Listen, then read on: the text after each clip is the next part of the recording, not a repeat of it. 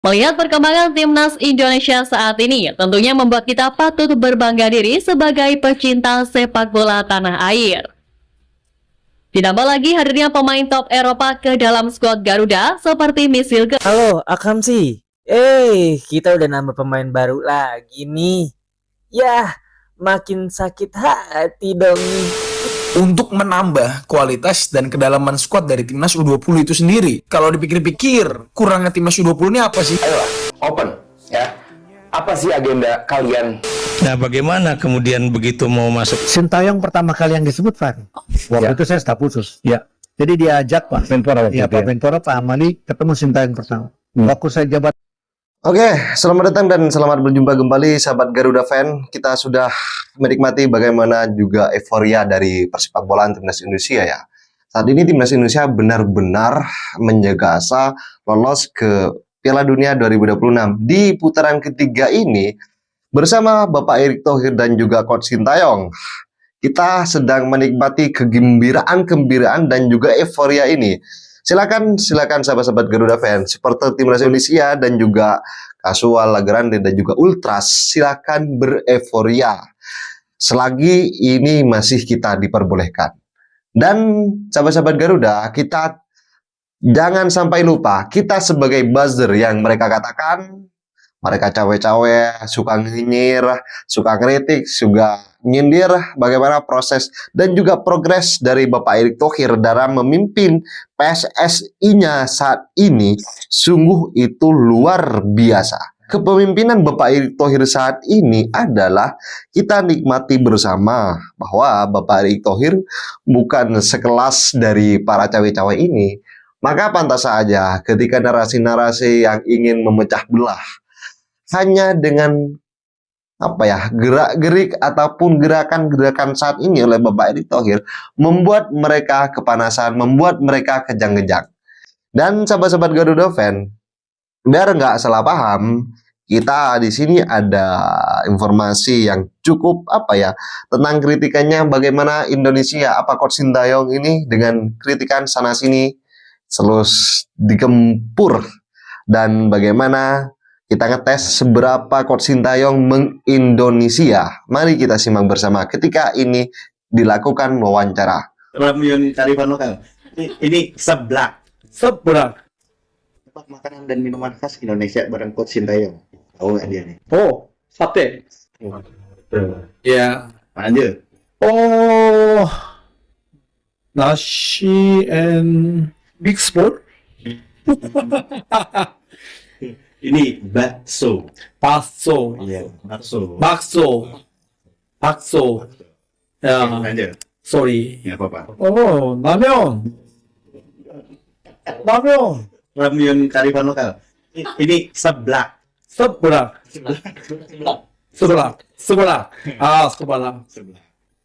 이거 맛있는데. 몰라. Kira-kira apa? 기라. 이거 주스인데 요 안에 달달한 젤 같은 거 들어가서. Oh. Ini es cendol. S 젠돌. S 젠돌. 에스타와. Ini 에스타와. aqua ini. 아과 에스타와. Oke. Terima kasih Coach. 야. Hey Drake, mau ikut nyanyi? Oh tidak, aku mendekat karena hanya ingin mendengarmu lebih jelas lagi. Hei ayolah, kenapa tidak coba saja? Baik, mungkin hanya sedikit. Ireng siji, ireng loro, ireng telu, ireng papa. Kanebo pandai putih. Oke, sahabat-sahabat Garuda fan, itu adalah kelucuan-kelucuan dari Coach Sintayong dan juga bagaimana sosok nasionalisme dari Coach Sintayong ingin bagaimana memang betul-betul ingin belajar menjadi orang Indonesia. Setelah statement yang mengatakan bahwa statement beliau Coach Sintayong yang viral meskipun itu diupload beberapa hari yang lalu, namun saat ini Coach Sintayong jika berhasil membawa Indonesia lolos ke Piala Dunia, maka Coach Sintayong akan menetap di Indonesia. Dengan begitu, ini adalah sebuah bagaimana akan dijadikan sebuah kira-kira ya menurut kalian sahabat Garuda fan, siapa yang harus dibuang, siapa yang harus diasingkan dari Indonesia biar sasarannya itu tepat. Jadi menurut kalian siapa dari salah satu orang-orang Indonesia yang paling ngerti bola, paling ngerti dalam urusan permainan timnas Indonesia? Kira-kira siapa yang harus diasingkan? Oke, kita langsung saja. Sekelas dari Ronald Koeman di sini terlihat beberapa itu khawatir atau dengan statementnya bahwa Ronald Koeman ini mengatakan bahwa kita ini menjadi pabrik yang memetik itu Indonesia. Maka pantas saja saat ini timnas Indonesia terus dengan bantuan-bantuan FIFA kita terus menaturalisasi pemain-pemain yang ada keturunan dari Indonesia. Dan sahabat-sahabat Garuda, di sini juga ada pernyataan bahwasanya tentang Indra Sapri dan juga siapa dalam persiapan dari timnas Indonesia. Biar nggak salah paham, mari kita simak bersama. Sintayong pertama kali yang disebut Fahri. Waktu itu saya staf khusus. Ya. Jadi diajak Pak Menpora, Pak Menpora, Pak Amali ketemu Sintayong pertama. Waktu saya jabat tangan saya, Sintayong nanya, Fahri Husain. Saya ngomong sama ke Pak Ibul, saya bilang ini minta Fahri Husain. Untuk asisten nggak mau dia menolak karena kalau dia bilang menolak dia betul dia menolak ya, dia punya alasan untuk menolak, nggak apa-apa juga nggak ada masalah gitu. Mungkin Fahri merasa bahwa dia sejajar dengan Sintayong, nggak apa juga, itu hak dia untuk merasa itu. Tapi faktanya Sintayong ini kan pelatih kelas dunia ya.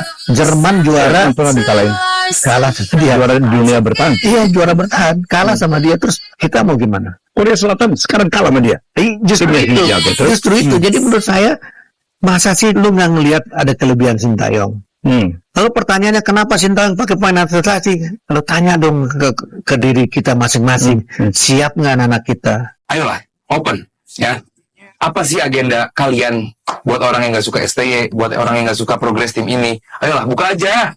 Kalau emang, soalnya gini, gue yakin nggak mungkin nggak ada agenda di balik lu pengen STY turun, lu pengen timnas ini drop. Kalau nggak selebihnya tadi kita ngobrol, kayaknya cuma buat popularitas doang. Enggak. Gue yakin orang-orang yang ngomong itu udah punya popularitas yang cukup tinggi. Udah yakin lah kalau popularitas. Cuman apa sih agenda lu? Apa yang lu pengen dari timnas ini drop? Apa yang lu pengen dari timnas ini pelatihnya ganti? Apa yang lu pengen gitu? Kita belum lupa kok. Gue bukan orang yang suka nonton timnas banget. Gue masih inget fase kita tuh hanya nggak kalah sama Malaysia, fase kita hanya AFF, fase kita jangan kalah sama Vietnam, kita udah seneng. Lawan Singapura kesulitan. Gue masih inget fase itu kayak just like yesterday gitu. Baru banget gue rasanya. Cuman sekarang fase kita worldwide, kita ngelawan tim dari CAF, ngalahinnya Korsel gitu loh. Nggak ada dalam bayangan ya. Itu lu nggak lihat, itu lu nggak fokus sama itunya. Jadi buat gue, ayolah buka aja deh. Apa agenda lu? Gue nggak pengen tahu. Halo, Akam sih. Kita udah nambah pemain baru lagi nih. Yah, makin sakit hati dong nih. Itu dia. Makanya kalau sakit hati, nggak usah usik-usik timnas kami. Si ngasih solusi. Udah ya, King Indo mau berkembang. Lu jangan sampai ganggu-ganggu. Gua tunggu lu depan gang. Udah jangan rusuh, jangan rese. Ini satu negara bisa nyamperin ente. Udah ya, ini mau ngeladenin tim-tim lain yang katanya mau sparring sama King Indo. Mereka penasaran sama kekuatan King Indo. Udah, anteng lo. Nah, bagaimana kemudian begitu mau masuk Jakarta, apakah kemudian ada perubahan dalam pandangan dia tentang Persija? Itu aja deh. Oke. Silakan Pak Sus.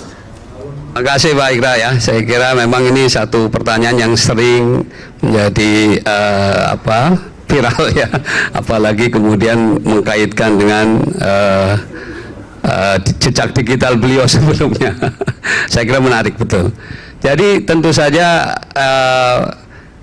Pak Ridwan Kamil itu sebagaimana seperti Sintayong, beliau tuh Korea, dia datang ke Indonesia harus melatih Indonesia dan melawan Korea lagi ya, dan menang lagi ya, artinya dia akan bekerja secara profesional sebagaimana Sintayong.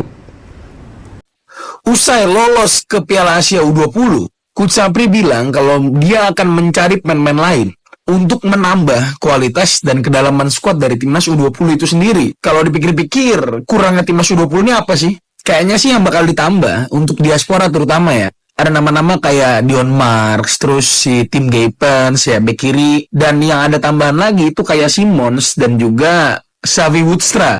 Tuh ya boy, ini wawancara bersama FIFA Goal nih, Indra Sapri nih. Pertanyaannya, kita butuh nggak sih emang buat Piala Asia U20 ini, pemain diaspora baru? Kalau misalnya berkaca dari permainan kita selama kualifikasi ya melawan Yaman, Timur Leste, dan juga Maladewa, jelas kita butuh, terutama di lini tengah, kita butuh buat gelandang nih Pak Sapri.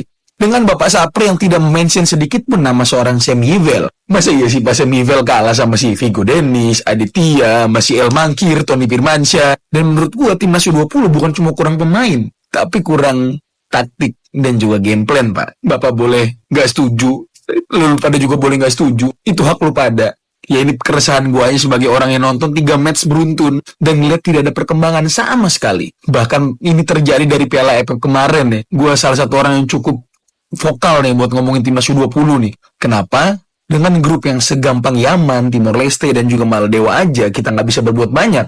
Lu lihat Piala Asia U20 nanti boy, kita akan bergabung di pot 3.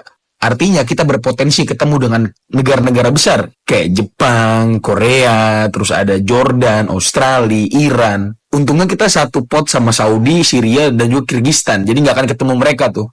Piala Asia ini akan berlangsung di Cina 2025 guys. Kita lihat aja apakah ada evaluasi dari Pak Sapri nih terkait dengan pertandingan selama kualifikasi kemarin. Sampai sini dulu boy, jangan lupa di-follow untuk update timnas selanjutnya. Terima kasih. Good luck Pak Sapri. Melihat perkembangan timnas Indonesia saat ini, tentunya membuat kita patut berbangga diri sebagai pecinta sepak bola tanah air.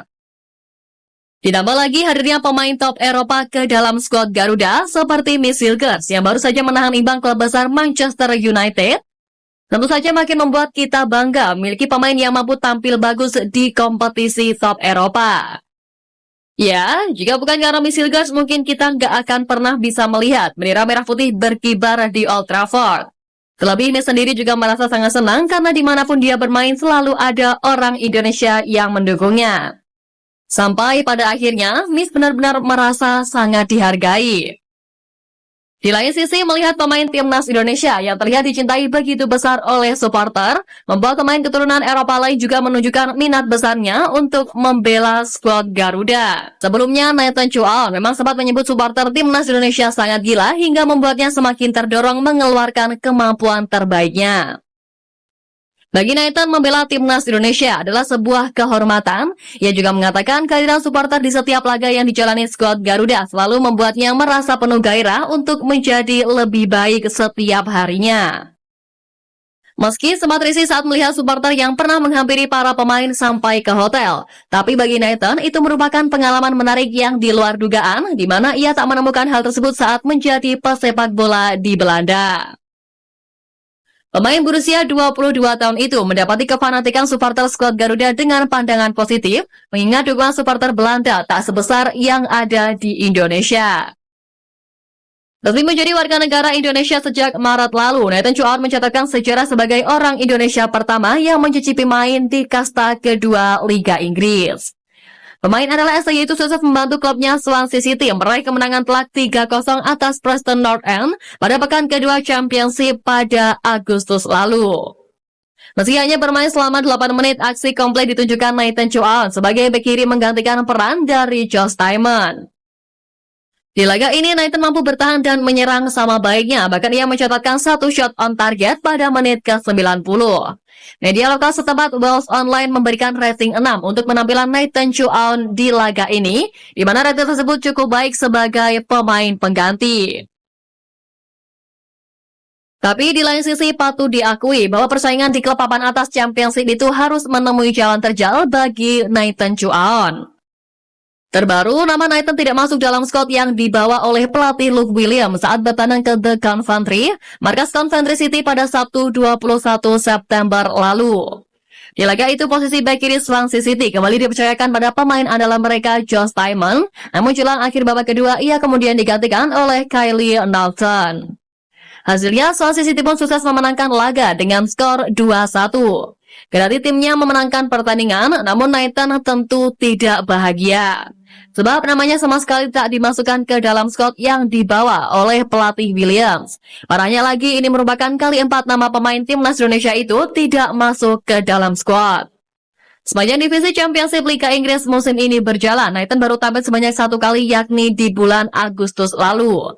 Sejak saat itu, nama bek kiri andalan skuad Garuda berusia 22 tahun tersebut selalu absen dalam 4 pertandingan terakhir. Pecinta sepak bola tanah air pun bertanya-tanya soal apa yang terjadi dengan Nathan.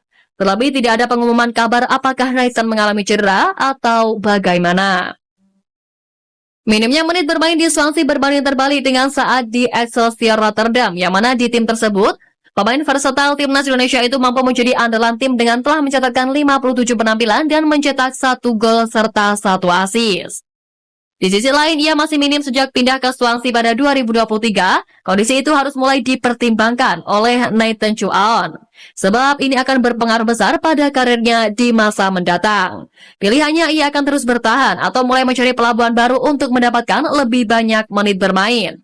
Tapi meski harus melalui jalan terjal di klub, mari kita terus dukung penuh perjuangan Nathan Chuaon dalam memperebutkan tempat utama di klubnya atau memilih klub lain demi menit bermain yang lebih maksimal.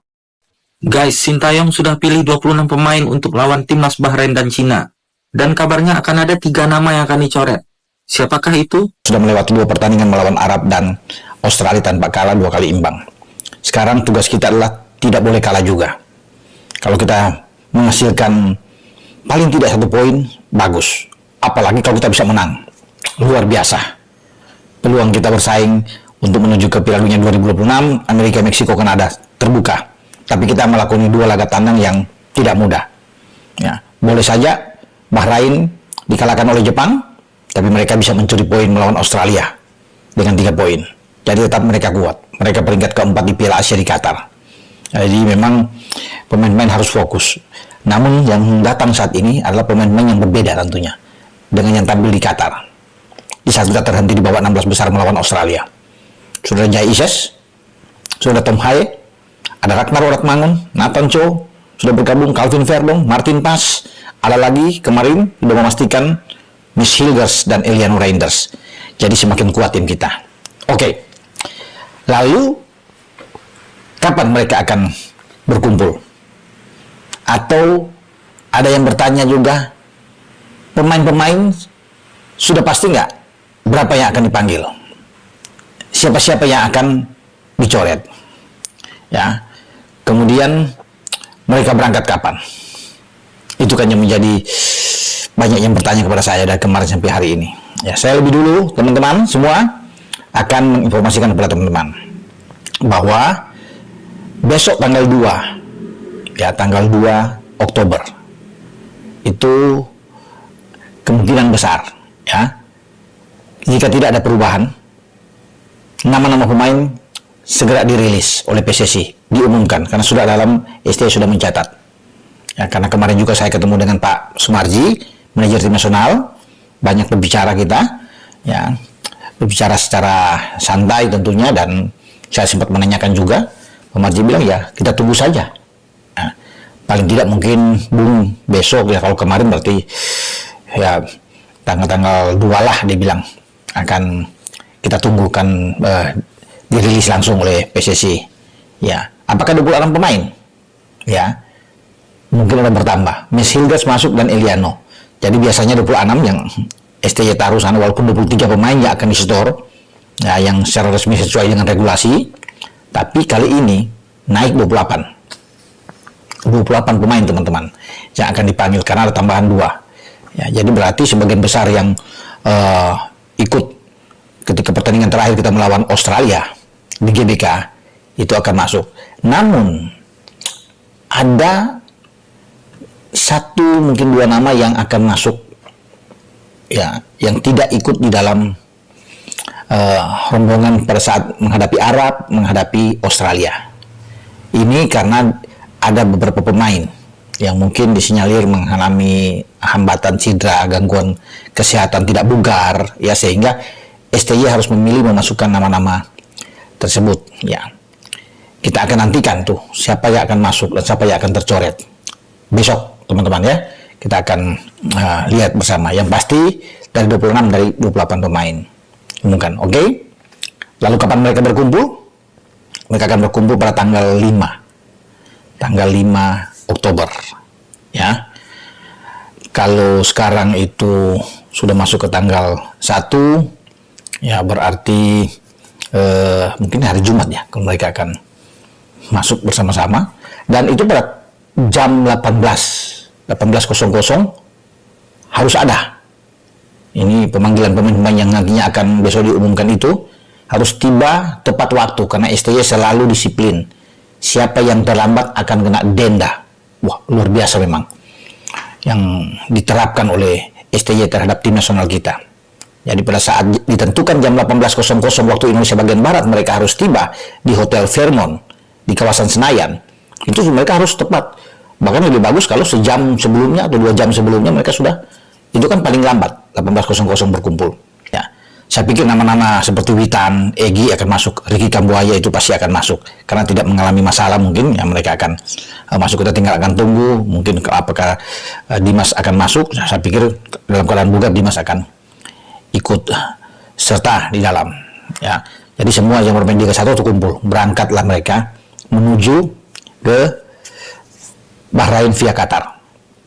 Itu teman-teman ya, agenda bagi tim nasional yang nantinya bersiap sekarang fokus menghadapi Bahrain dan fokus menghadapi Cina. 2 pertandingan yang tidak boleh kita kalah kalau masih ingin melihat peluang untuk menatap ke persaingan di grup C ini. Kalau kita tidak kalah dalam 2 pertandingan tersebut, udah mantap lah, udah bagus buat kita. 4 poin saja, nggak usah muluk-muluk 6 poin. 4 saja. Salah satu kita menang, apakah melawan Bahrain atau melawan Cina itu sudah luar biasa. Apalagi 6 poin. Wah, saya pikir peluang lolos itu sangat terbuka karena sekarang 2 poin tambah 6 jadi 8. Target kita kan itu kalau hitung-hitungan dari Pak Ketua, Pak Erik itu 15 poin kita lolos. Makanya itu hal yang fantastis buat kita. Tapi kalau 4 udah oke. Kalaupun yang terburuk kita nggak kalah dapat poin 2, masih oke lah. Ya, draw di Bahrain dan draw di Cina, karena kita kan akan menyambut mereka datang nantinya ke Jakarta pada tahunnya akan datang, yaitu antara bulan Maret dan Juni, 2 pertandingan antara Bahrain dan Cina. Ya, jadi akan menguntungkan buat kita, yang penting tidak kalah. Itu teman. Oke sahabat-sahabat Garuda, saya rasa cukup statement kali ini. Jadi bagaimana tanggapan kalian? Silahkan ditulis di kolom komentar. Dan jangan lupa like dan subscribe channel ini agar kalian tidak ketinggalan informasi penting khususnya Timnas Indonesia. Salam sepak bola keren, salam sepak bola bersih. Garuda Jaya bersama Bapak Erick Thohir, Timnas Indonesia akan terbang tinggi ke level internasional. Amin.